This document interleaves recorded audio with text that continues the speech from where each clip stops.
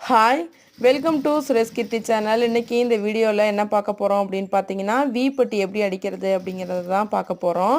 அதுக்கு முன்னாடி இப்போ தான் சுரேஷ் கீர்த்தி சேனலை ஃபஸ்ட் டைம் பார்க்குறீங்க அப்படின்னா கண்டிப்பாக சப்ஸ்கிரைப் பண்ணி வச்சுக்கோங்க. வாங்க எப்படி அடிக்கிறது அப்படிங்கிறத பார்க்கலாம். மொத்தமாக வீப்பட்டி வந்து 5 அடிப்போம். அதில் வந்து 3 வந்துட்டு நம்மளோட முன்தட்டில் அடிச்சுக்குவோம். 3 அடிச்சுட்டு அதுக்கப்புறமா நம்மளோட பட்டிக்கிட்ட 2 இதை அடிச்சுப்போம். ஃபஸ்ட்டு நீங்கள் தைக்கிறீங்க, இப்போ தான் ஃபஸ்ட் டைம் டெய்லரிங் கற்றுக்குறீங்க தைக்கிறீங்க அப்படிங்கன்னா கண்டிப்பாக மார்க் பண்ணிக்கோங்க.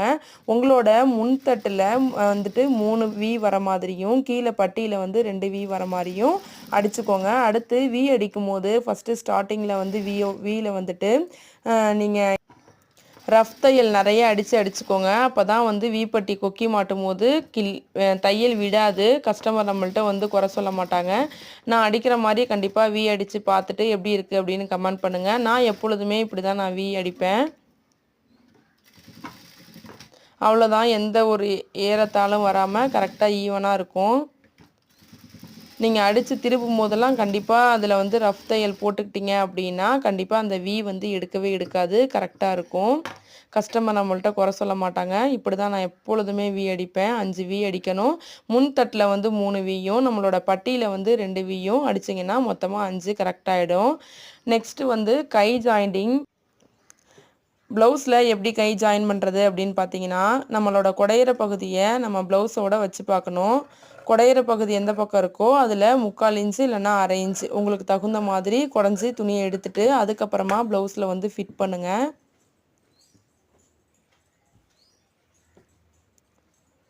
நடு சென்டரில் வச்சு நம்மளோட கை வெட்டின துணியில் வந்து நடு சென்டரில் ஒரு அர்க்காத் பண்ணியிருப்போம் இல்லைங்களா, அதில் வந்து நடு சென்டரில் நம்ம ஷோல்டருக்கு அந்த ப்ளவுஸுக்கு வச்சுட்டு நீங்கள் அப்படி பாதியாக அடிச்சுக்கோங்க. அப்படி அடித்தா கை வந்து மாற்றம் இல்லாமல் கரெக்டாக வரும்.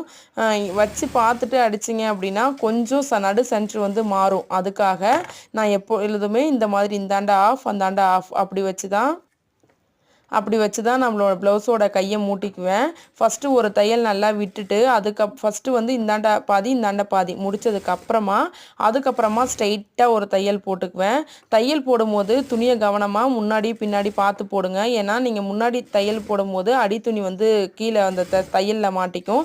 அதை பார்த்து கவனமாக போட்டுக்கோங்க. நான் இப்படி தான் எப்பயுமே ப்ளவுஸோட கை ஜாயின் பண்ணுவேன்.